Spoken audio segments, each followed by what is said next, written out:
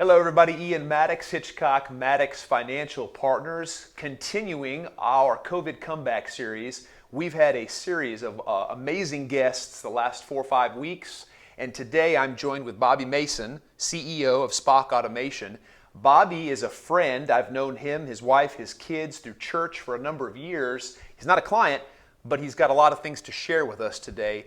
In fact, I had not ever been to his business here, and I've already learned a bunch of things that I didn't know. So I'm excited to kind of hear from you and your response, business, operationally, culturally, with your team here in terms of COVID-19, which has been a curveball for everybody and everything.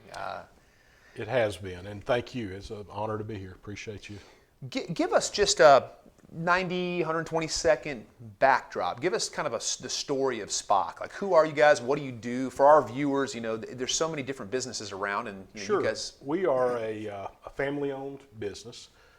Started the company about 20 years ago. It was actually a spinoff. My father had a different business that he sold to a national chain, similar industry in the electrical supply industry. And we had a difference in culture, actually. And as a result, I left and brought a couple of gentlemen over with me, started this company. And really what we do is we do electrical automation for the oil and gas industry, primarily. We've branched that out over the years, but we make rotating equipment, anything with an electric motor on it. We reduce their electrical consumption and we automate their processes for them. So that's what we do. We're a manufacturing and engineering company, and I guess really at our heart, we're probably a software company that uses hardware as a Trojan horse. Right. I get it. No, that makes sense. But lots of switches, turning things off and on in a very efficient and controlled manner, and it's automated. In other words, that's big. You know, energy is critical, right, to our infrastructure in the United States, the global, right? I mean, we can't operate without energy. And it's mostly oil gas that you're tapped into, correct? It is. We've got about 70,000 units installed across the entire planet in the oil and gas field, and we're also in the marine industry, and we're moving into some other industries with some new technologies that we're deploying. Anything with solar or anything more of these kind of more progressive we actually have alternative energy sources? I have a brand new company that we just started as a result of the pandemic.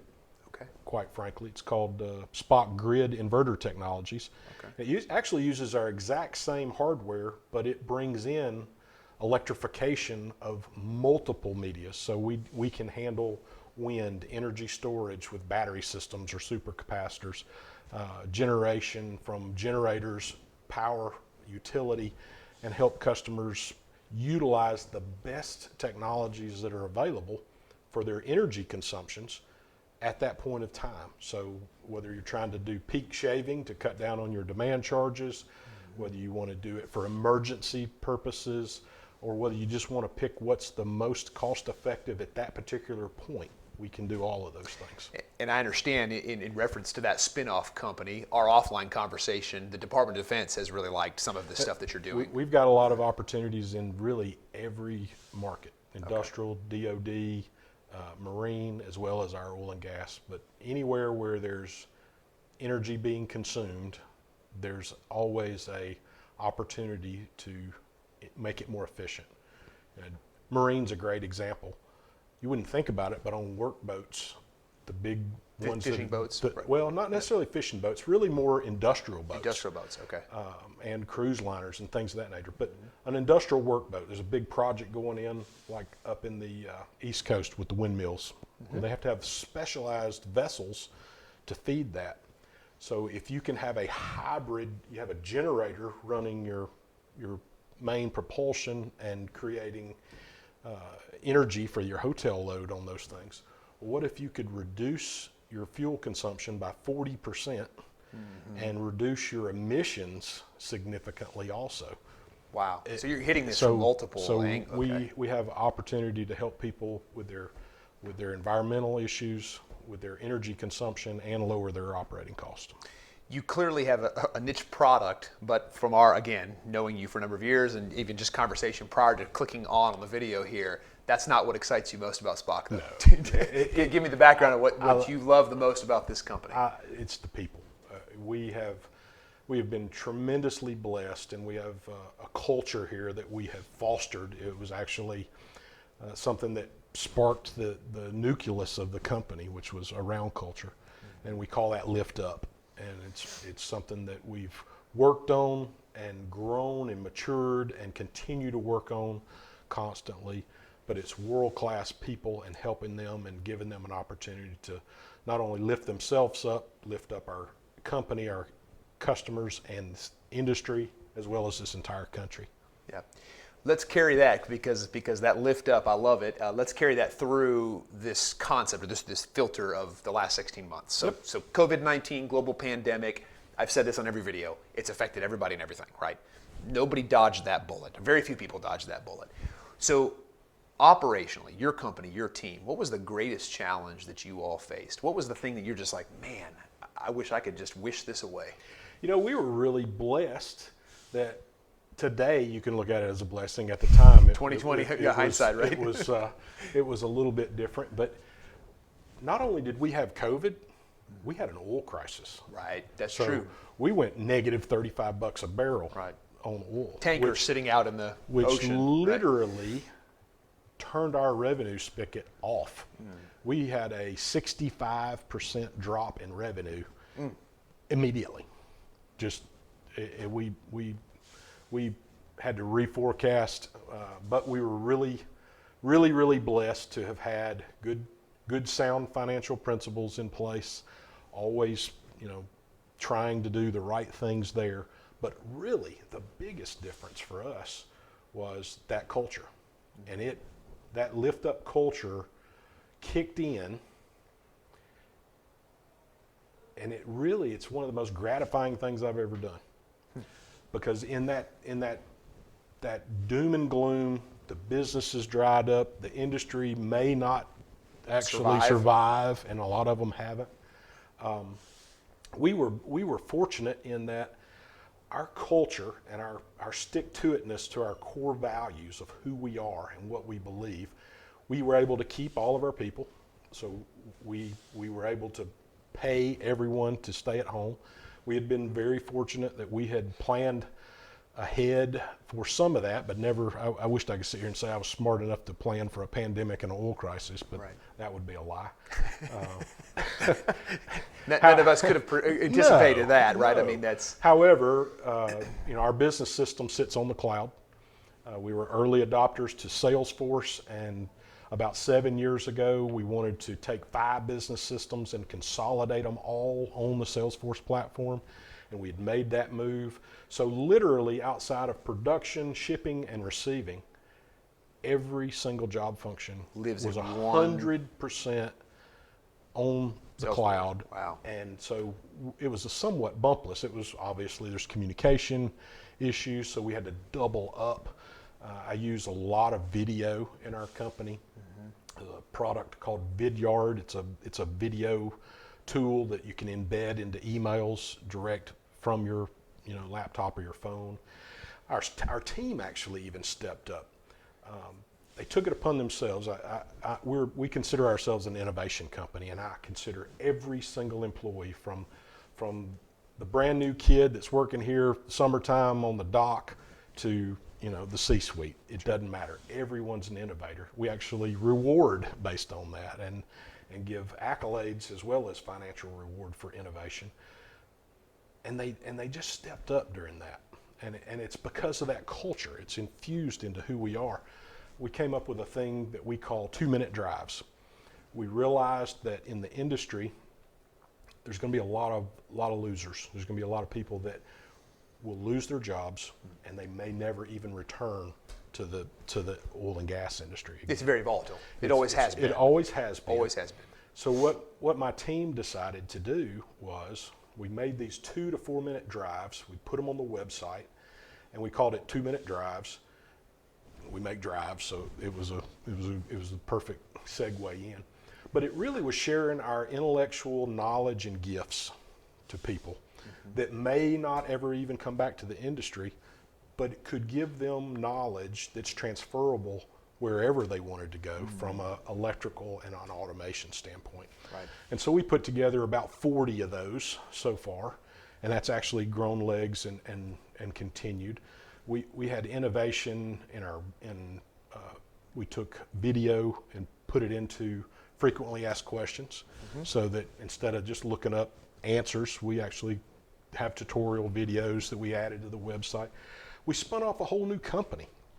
Our existing hardware has the capability of doing this grid inverter stuff. So we spun up a whole new company.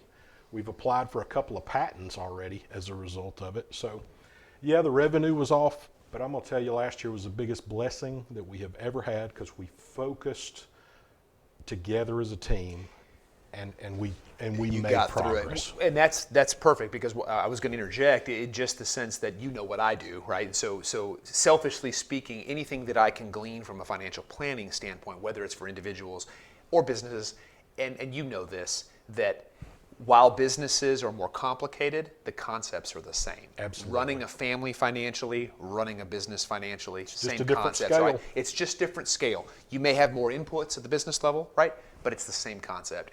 So I guess my question is, if you had a shrinkage, you had a retraction of 65% of revenue top line, what policies, what things did you say, well, we were in a position that allowed us to survive, right, to get through that? What was it? What would you say worked? Like, what was it that you had done previously that allowed you guys to kind of navigate through that? A lot of things, because we always focus on the pennies, because the pennies add up To dollars.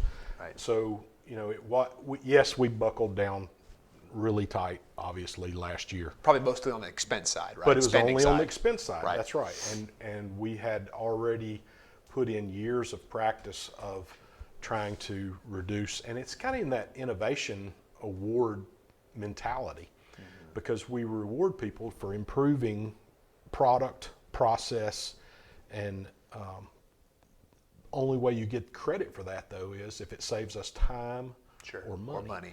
So we just have a mindset of always looking for the most efficient way of doing things. Right. We never want to do things on the cheap. We always want to do it high The right way, quality, the right way. and take care of our vendors and not just beat them to death, because that's not the way to treat people. We want them to, as my father always taught me, you want them to make money, just not a lot. Right. So, that and sound investing, sound savings, and always have that war chest. And we tell that to our people too, from a personal standpoint. And this has actually been a great opportunity for us to use this in that lift up spirit to teach our people that you do realize we're one of the few companies in our space that didn't have these massive layoffs, and you got a paycheck every single day, even the weeks and months that you weren't didn't even here. Right. And there was no work to be had. Right. But at the end of the day, we couldn't do that if we didn't put money aside. Sure. and be very, First of very all, operate on responsible. margin. That's right. And then slide some of that margin over into, like you said, war chest. These videos, our viewers won't know this, but I've recorded them out of order, and I had an interview, and so this is a little teaser. Our closing interview will be with Buddy Choate, Mayor Choate. Okay. And I asked him this question. This is not on our script here, but I'll ask you the same question. At what point, so the pressure was 3 or 4 months. Like, had this carried out 6 or 12 months? Would it have gotten to where you were like, I mean, at some point there would have been a breaking point where like, this is not going to work anymore. There is a breaking point. That's right. And we told everybody going in that we had a war chest built up, and that we could go 6 months with everyone 100% paid, no layoffs, no, and we were able to honor that, and we were blessed, and the Lord took care of us, and business this year has come back roaring. Absolutely. For a lot of industries, for many industries. Of course, supply chain issues are killing us. We're about to go down that path. Yeah. Well, so that's a good segue. Yeah. And what's interesting to me, I'm going to connect this back to, and we'll round this out here in a minute, but I'm going to connect this back to personal financial planning, and that's the general rule of thumb that I typically tell folks: 3 to 6 months of cash reserves. Right. Operationally, business, you were at 6 months. Right. You were saying at 6 months we start to have a problem. Okay, start to have a problem. Our cash flow starts to squeeze us. Right. So, but that to me is a sound principle, right? A sound principle to operate by. Supply chain. You brought it up before I did. This is more recent. Now, it started to trickle in even 12 months ago, but it's really accelerated, and it's made it worse. It's compounded because they've opened up the economy now, right? So as things have opened up, now demand is going up, but supply has not caught up, and so you're getting squeezed from both ends. How has that impacted you, and what are you doing to kind of get through it? We absolutely have been impacted. We got ahead of the curve early. We totally Put your expected POs it. in, and We upped our inventory levels significantly. We probably added an additional 30%, 35% to our inventory levels. was that a little scary doing that? A little? No, not scary at all. Okay. Because I knew that, we dropped 65. It's going to come back. You're just looking at trend lines. So that's right. So I wasn't worried. If anything, I would have bought more if they had it. You bought everything you could get. I bought everything I could get my hoarding. hands on, and I still am. We're on that trajectory. But being in the electronics world, the computer chip shortage has really hurt us. You're super dependent upon China, right? Honestly, the majority of our product does not come from China. Okay. But certain chips in the product do.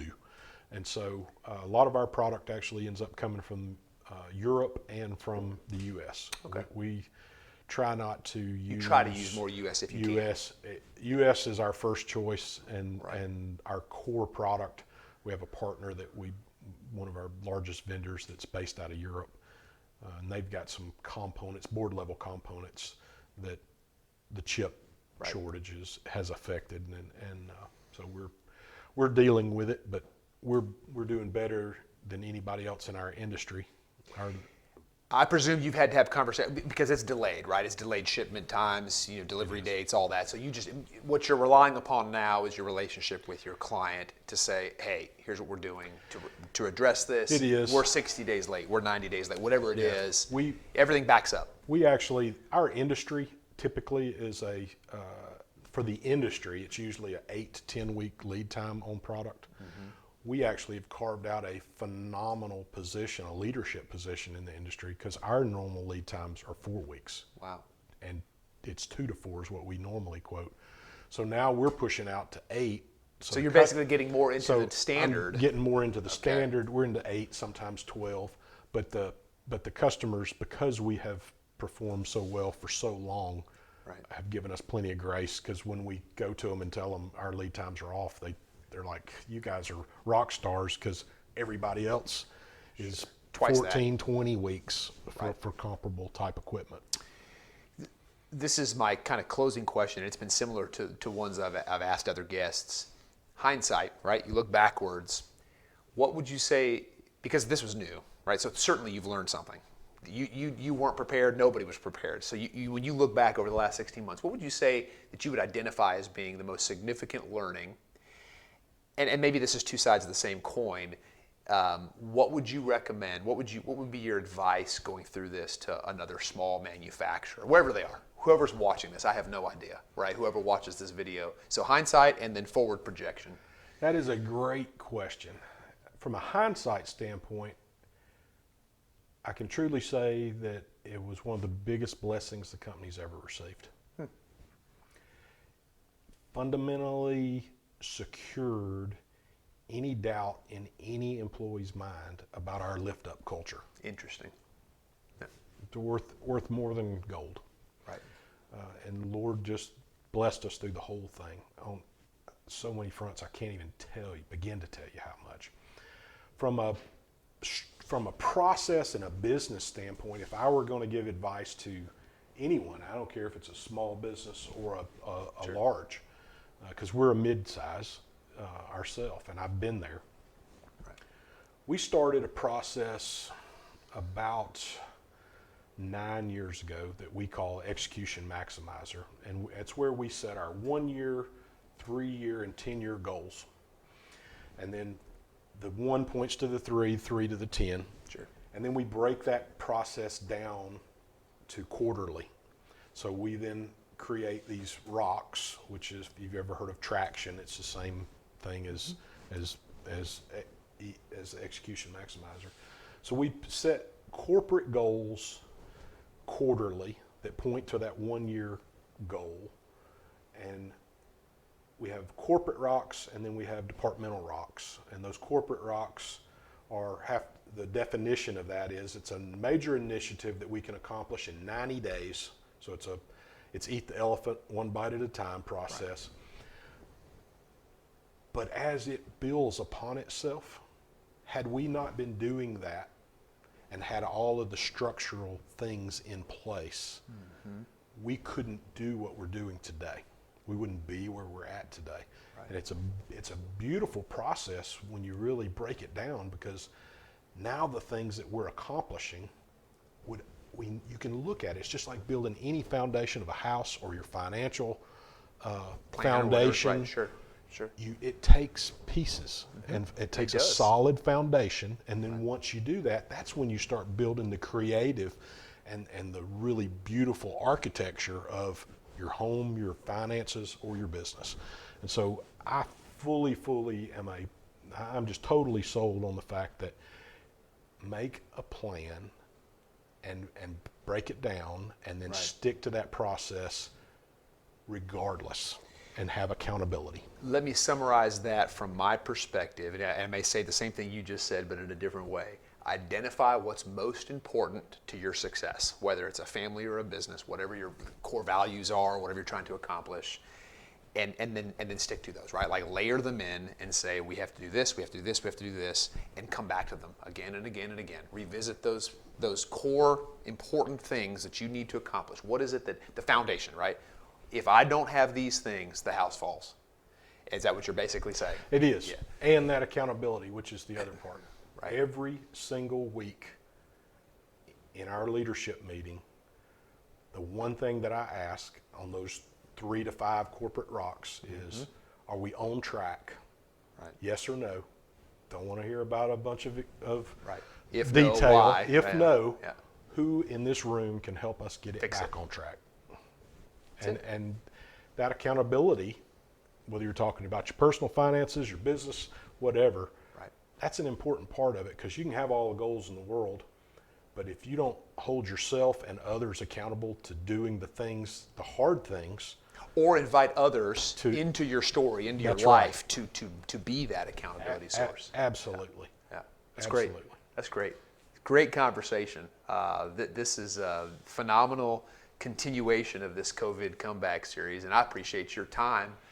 We'll close out here, and I already kind of tipped off the fact that Mayor Buddy Choate will be our closure interview for this COVID comeback series. Appreciate your time very much, Bobby. Till next time, Ian Maddox, HMFP.